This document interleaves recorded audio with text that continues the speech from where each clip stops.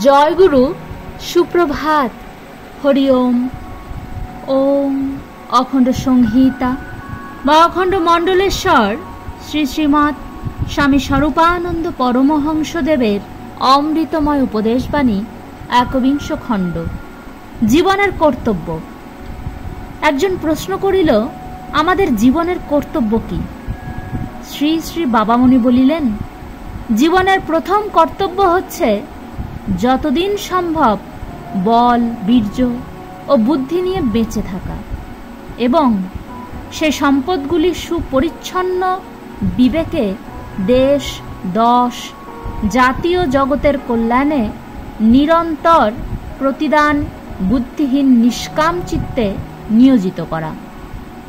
একা একা বেঁচে থেকে কোনো আনন্দ নেই, আনন্দ হচ্ছে মিলনে।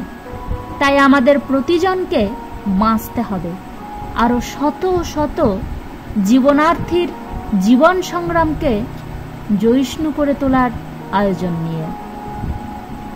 আমরা প্রতিজনে এমন এক একটা সেতু হই, যেই সেতুর উপরে পদবিন্যাস করে করে লক্ষ লক্ষ অমৃত পথযাত্রী নিঃসংকোচে বিপদের বৈতরণী অনায়াসে পার হয়ে যেতে পারে।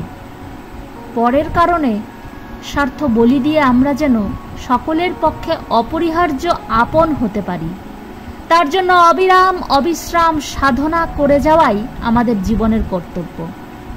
এই লক্ষ্যটুকু যদি স্থির হয়ে যায়, তাহলে জীবন কর্মের উপলক্ষ্যগুলিরও একটা কদাচ এই মহৎ ধর্ম থেকে বিচ্যুত হবে না। কে কোন জীবিকা গ্রহণ করে তনু রক্ষা করছে, এটা একটা প্রশ্নই নয়।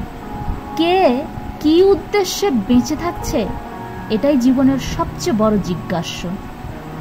লক্ষ্য আমাদের এক হোক, কোটি কোটি লোকের লক্ষ লক্ষ বিভিন্ন জীবিকার বৈচিত্র্য ও বৈপরীত্য এদের আসল মিলনের কদাচ বিঘ্ন হবে না, যদি সুস্থিরীকৃত লক্ষ্য হয় সকলের এক। হরি ওম।